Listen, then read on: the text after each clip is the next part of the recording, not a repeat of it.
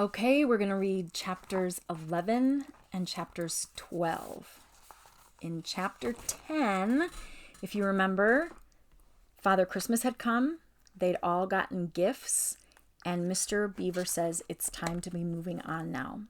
I want to show you something first. Do you remember the other day when I showed you the new Bible I had that had the red lion on it? Well, we just read the part about Peter's gift, the shield. Do you remember what it looked like? Let me see if I can find it. Peter's shield was the color of silver, and across it there ramped a red lion, as bright as a strawberry, just at the moment, as red as a ripe strawberry at the moment when you pick it. So you mustn't do this. You must not do this. But I did it. I went and got my fancy silver Sharpies, and I made it look like that. It's like Peter's shield. It's the color of silver with a red lion romping across the front of it. I need to finish the back. Don't ever put silver Sharpie on anything. Your mother will have a heart attack, and it's not okay. But see, I'm the mom, so I could do it. That's how it works. I suppose if you're the mom watching this, you can totally put silver Sharpie on whatever you want. But if you're not the mom, you can't. We ready? Okay. Chapter 11. Aslan is nearer. Edmund, meanwhile, had been having a most disappointing time. When the dwarf had gone to get the sledge ready, he expected that the witch would start being nice to him, as she had been at their last meeting. But she said nothing at all. And when at last Edmund plucked up his courage to say, "Please, your majesty, could I have some Turkish delight? You said..." She answered, "Silence, fool." And then she appeared to change her mind and said, almost as if to herself, "And yet it will not do to have the brat fainting on the way." And once more she clapped her hands, and another dwarf appeared. "Bring the human creature food and drink," she said. The dwarf went away and presently returned, bringing an iron bowl with some water in it and an iron plate with a hunk of dry bread on it. He grinned in a repulsive manner as he set them down on the floor beside Edmund, and he said, "Turkish delight for the little prince." "Take it away," said Edmund sulkily. "I don't want dry bread." But the witch suddenly turned on him with such a terrible expression on her face that he apologized, and he began to nibble at the bread, though it was so stale that he could hardly get it down. "You may be glad enough of it before you taste bread again," said the witch. There is the dwarf bringing the bread and the water to Edmund. While he was still chewing away, the first dwarf came back and announced that the sledge was ready. The white witch rose and went out, ordering Edmund to go with her. The snow was again falling as they came into the courtyard, but she took no notice of that and made Edmund sit beside her on the sledge. But before they drove off, she called Fenris-Ulf, and he came bounding like an enormous dog to the side of the sledge. "Take with you the swiftest of your wolves, and go at once to the house of the beavers," said the witch, "and kill whatever you find there. If they're already gone, then make all speed to the stone table, but do not be seen. Wait for me there in hiding. I, meanwhile, must go many miles to the west before I can find a place where I can drive across the river. You may overtake these humans before they reach the stone table. You will know what to do if you find them." "I hear and obey, O queen," growled the wolf. And immediately he shot away into the snow and darkness as quickly as a horse can gallop. In a few minutes he had called another wolf and was with him down on the dam and sniffing at the beaver's house. But of course they found it empty. It would have been a dreadful thing for the beavers and the children if the night had remained fine, for the wolves would then have been able to follow their trail, and 10 to 1 they would have overtaken them before they had gotten to the cave. But now that the snow had begun again, and the scent was cold, and even the footprints were covered up. Meanwhile, The dwarf whipped up the reindeer, and the witch and Edmund drove away under the archway, and on and away into the darkness and the cold. This was a terrible journey for Edmund, who had no coat. Before they had been going a quarter of an hour, all the front of him was covered with snow. He soon stopped trying to shake it off, because as quickly as he did that, a new lot gathered. And he was so tired. Soon he was wet to the skin. And oh, how miserable he was. It didn't look now as if the witch intended to make him a king at all. All the things he had said to make himself believe that she was good and kind, and that her side was really the right side, sounded to him very silly now. He would have given anything to meet the others at this moment, even Peter. The only way to comfort himself now was to try and believe that the whole thing was a dream and that he might wake up at any moment. And as they went on, hour after hour, it did come to seem like a dream.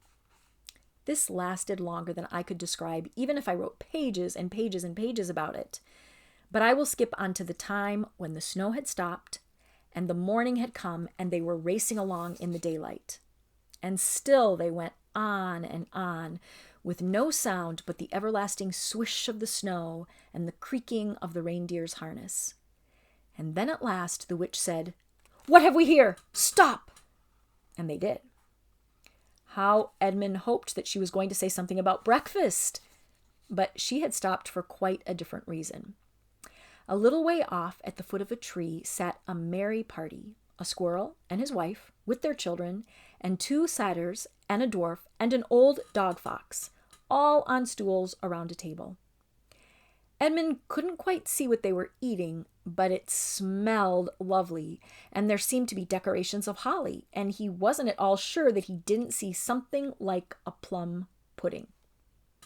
At the moment when the sledge stopped, the fox, who was obviously the oldest person present, had just risen to its feet, and it was holding a glass in its right paw as if it was going to say something. But when the whole party saw the sledge stopping, and who was in it, all the gaiety went out of their faces.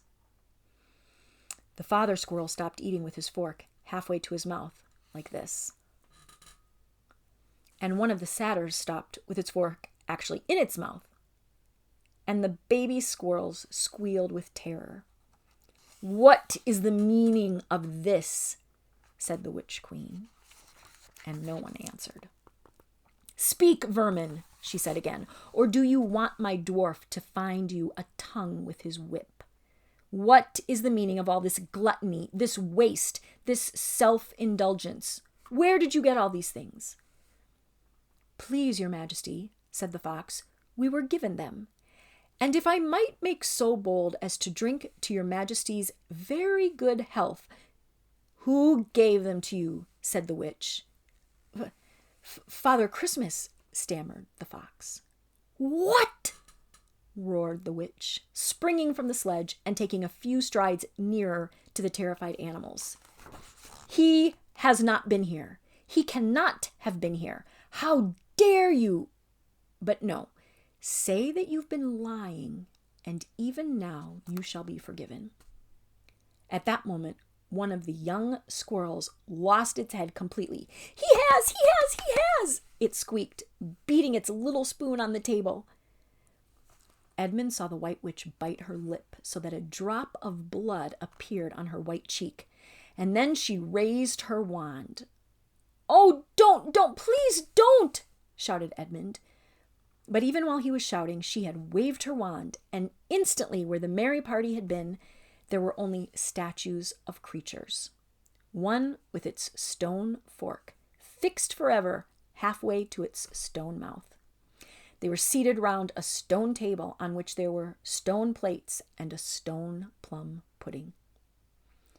"As for you," said the witch, giving Edmund a stunning blow to the face as she remounted the sledge, "let that teach you to ask favor for spies and traitors. Drive on!" And Edmund, for the first time in this story, felt sorry for someone besides himself. It seemed so pitiful to think of those little stone figures sitting there all the silent days and all the dark nights, year after year, till the moss grew on them and at last even their faces crumbled away. Now they were steadily racing on again, and soon Edmund noticed that the snow, which splashed against them as they rushed through it, was much wetter than it had been all last night. At the same time, he noticed that he was feeling much less cold, and it was also becoming foggy. In fact, every minute it grew both foggier and warmer, and the sledge was not running nearly as well as it had been running up till now. At first he thought this was because the reindeer were tired, but soon he saw that that couldn't be the real reason. The sledge jerked and it skidded and it kept on jolting as if it had struck against stones. And however the dwarf whipped the poor reindeer, the sledge went slower and slower. There also seemed to be a curious noise all around them. But the noise of their driving and jolting and the dwarfs shouting at the reindeer prevented Edmund from hearing what it really was, until suddenly the sledge stuck so fast that it wouldn't go on at all. And when that happened, there was a moment's silence. And in that silence, Edmund could at last listen to the other noise properly. It was a strange, sweet, rustling, chattering noise, and yet not so strange, for he knew he'd heard it before, if only he could remember where. And then all at once he did remember. It was the noise of running water. All around them, though out of sight, there were streams that were chattering, murmuring, bubbling, splashing, and even in the distance, roaring. And his heart gave a great leap, though he hardly knew why, when he realized that the frost was over. And much nearer there was a drip, drip, drip from the branches of all the trees. And then, as he looked at one tree, he saw a great load of snow slide off it. And for the first time since he had entered Narnia, he saw the dark green of a fir tree. But he hadn't time to listen or watch any longer, for the witch said, "Don't sit staring, fool. Get out and help." And of course Edmund had to obey. He stepped out into the snow, but it was really only slush by now, and he began helping the dwarf to get the sledge out of the muddy hole that it had got into. They got it out in the end, and by being very cruel to the reindeer, the dwarf managed to get it on the move again, and they drove a little further. And now the snow was really melting in earnest, and patches of green grass were beginning to appear in every direction. Unless you have looked at a world of snow as long as Edmund had been looking at it, you will hardly be able to imagine what a relief those green patches were after the endless white. And then the sledge stopped again. "It's no good, your majesty," said the dwarf. "We can't sledge in this thaw." "Then we must walk," said the witch. "We shall never overtake them walking," growled the dwarf. "Not with the start they've got." "Are you my counselor or my slave?" said the witch. "Do as you're told. Tie the hands of the human creature behind it and keep hold of the end of the rope. And take your whip. And cut the harness of the reindeer. They'll find their own way home." The dwarf obeyed, and in a few minutes Edmund found himself being forced to walk as fast as he could with his hands tied behind him. He kept on slipping in the slush and mud and wet grass, and every time he slipped, the dwarf gave him a curse and sometimes a flick with the whip. And the witch walked behind the dwarf and kept on saying, "Faster! Faster!"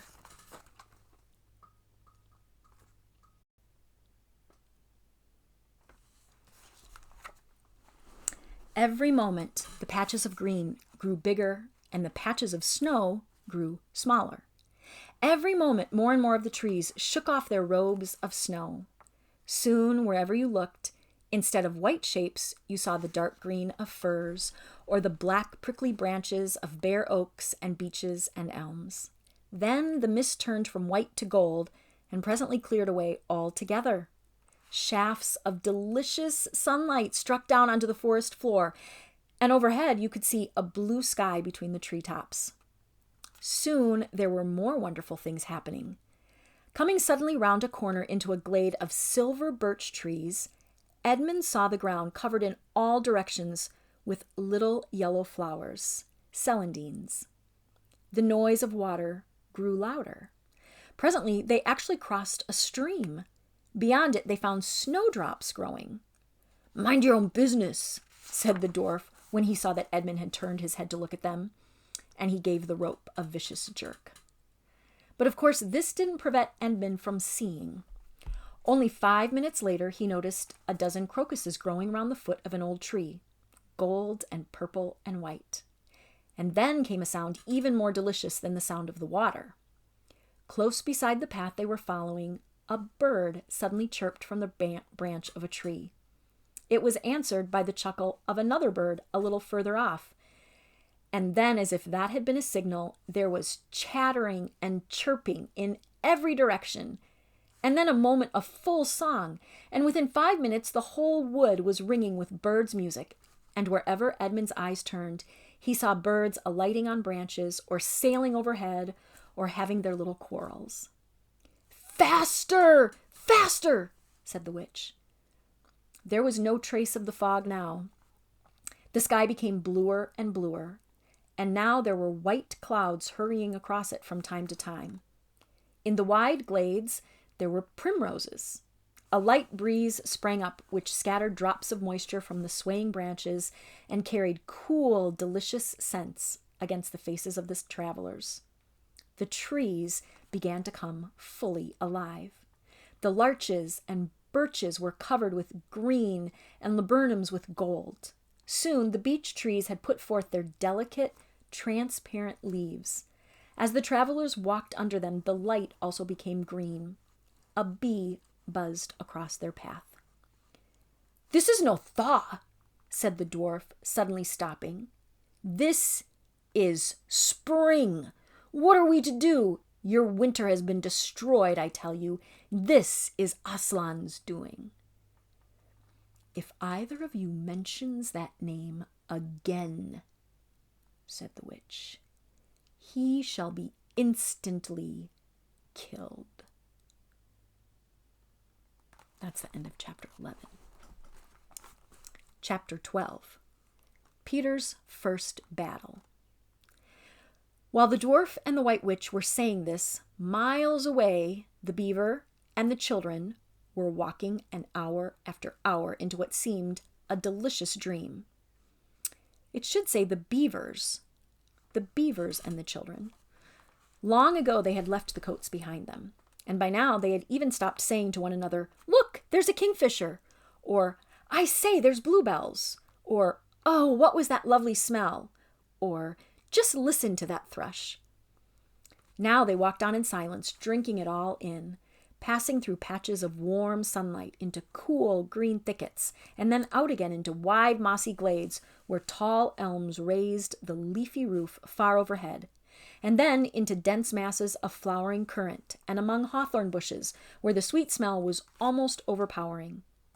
They had been just as surprised as Edmund when they saw the winter vanishing and the whole wood passing in a few hours or so from January to May. They hadn't even known for certain, as the witch did, that this was what would happen when Aslan came to Narnia. But they all knew that it was her spells which had produced the endless winter. And therefore they all knew when this magic spring began that something had gone wrong, and badly wrong, with the witch's schemes. And after the thaw had been going on for some time, they all realized that the witch would no longer be able to use her sledge. And after that they didn't hurry so much, and they allowed themselves more rests and longer ones.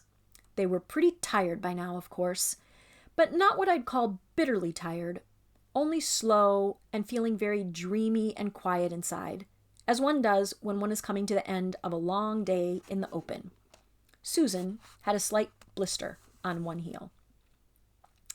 They had left the course of the big river some time ago, for one had to turn a little to the right, that meant a little to the south, to reach the place of the stone table. Even if this had not been their way, they couldn't have kept to the river valley once the thaw began, for with all that melting snow, the river was soon in flood, a wonderful, roaring, thundering yellow flood, and their path would have been under water. And now the sun got low, and the light got redder, and the shadows got longer, and the flowers began to think about closing. "Not long now," said Mr. Beaver, and began leading them uphill across some very deep, springy moss. It felt so nice under their tired feet. In a place where only tall trees grew, very wide apart. The climb, coming at the end of the long day, made them all pant and blow out of breath.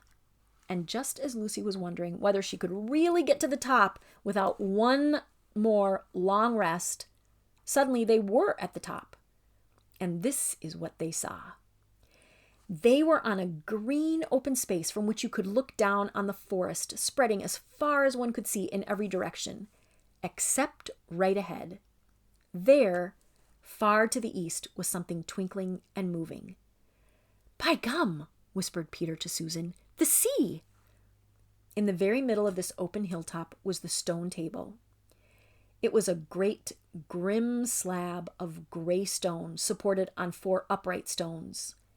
It looked very old, and it was cut all over with strange lines and figures that might be the letters of an unknown language. They gave you a curious feeling when you looked at them. The next thing they saw was a pavilion pitched on one side of the open place. A wonderful pavilion it was, and especially now when the light of the setting sun fell upon it, with sides of what looked like yellow silk and cords of crimson and tent pegs of ivory. And high above it, on a pole, a banner, which bore a red, rampant lion, fluttering in the breeze which was blowing in their faces from the far-off sea. While they were looking at this, they heard a sound of music on their right, and turning in that direction, they saw what they had come to see. Aslan stood in the center of a crowd of creatures who had grouped themselves around him in the shape of a half moon. There were tree women and well women, dryads and naiads, as they used to be called in our world, who had stringed instruments. It was they who had made the music. There were 4 great centaurs. The horse part of them was like a huge English farm horses, and the man part was like stern but beautiful giants. There was also a unicorn, and a bull with the head of a man, and a pelican, and an eagle, and a great dog. And next to Aslan stood 2 leopards, of whom one carried his crown and the other his standard.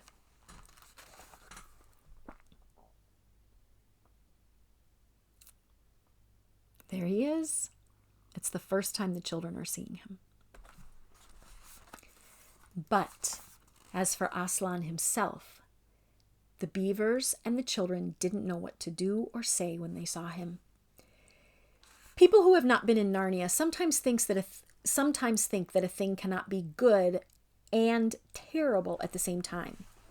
If the children had ever thought so, they were cured of it now. For when they tried to look at Aslan's face, they just caught a glimpse of the golden mane and the great, royal, solemn, overwhelming eyes. And then they found they couldn't look at him, and they went all trembly. "Go on," whispered Mr. Beaver. "No," whispered Peter. "You first." "Oh, no, sons of Adam before animals," whispered Mr. Beaver back again. "Susan," whispered Peter, "what about you? Ladies first." "No, you're the oldest," whispered Susan. And of course, the longer they went on doing this, the more awkward they felt. And then at last, Peter realized that it was up to him. He drew his sword and he raised it to the salute, and hastily saying to the others, "Come on, pull yourselves together," he advanced to the lion and he said, "We have come, Aslan." "Welcome, Peter, son of Adam," said Aslan. "Welcome, Susan and Lucy, daughters of Eve. Welcome, he-beaver and she-beaver." His voice was deep and rich, and somehow it took the fidgets out of them. They now felt glad and quiet, and it didn't seem awkward to them to stand and say nothing. "But where is the 4th?" asked Aslan. He has tried to betray them and joined the White Witch, O Aslan, said Mr. Beaver. And then something made Peter say, that was partly my fault, Aslan. I was angry with him, and I think that helped him to go wrong. And Aslan said nothing either to excuse Peter or to blame him, but merely stood looking at him with his great golden eyes. And it seemed to all of them that there was nothing to be said. Please, Aslan, said Lucy, can anything be done to save Edmund? All shall be done, said Aslan, but it may be harder than you think. And then he was silent again for some time. Up to that moment, Lucy had been thinking how royal and strong and peaceful his face looked.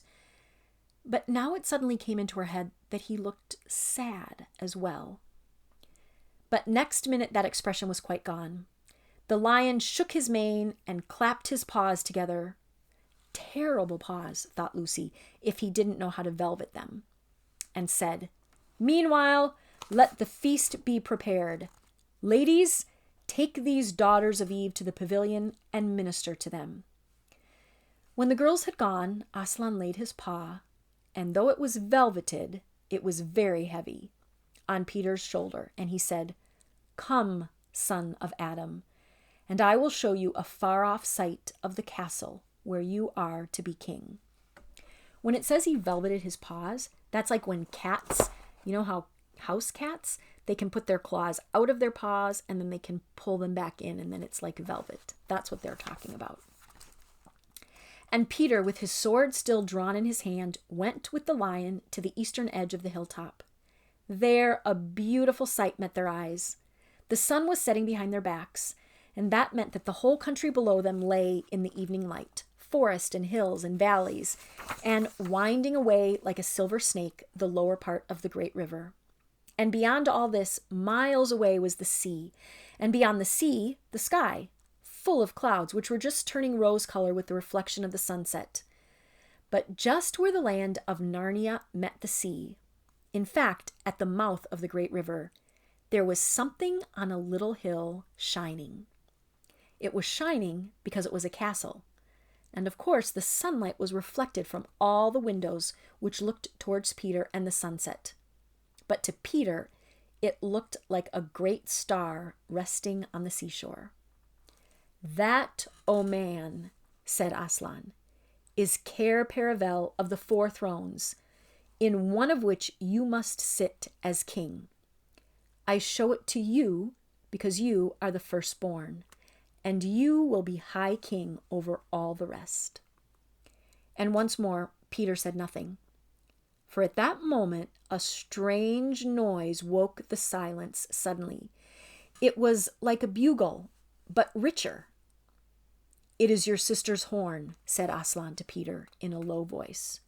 So low as to be almost a purr, if it wasn't disrespectful to think of a lion purring. For a moment, Peter didn't understand. And then when he saw all the creatures start forward and heard Aslan say with a wave of his paw, Back! Let the prince win his spurs, he did understand. And he set off running as hard as he could to the pavilion. And there he saw a dreadful sight. The naiads and the dryads were scattering in every direction. Lucy was running towards him as fast as her short little legs could carry her, and her face was white as paper. And then he saw Susan make a dash for a tree and swing herself up, followed by a huge gray beast. At first, Peter thought it was a bear, and then he saw that it looked like an Alsatian, though it was far too big to be a dog.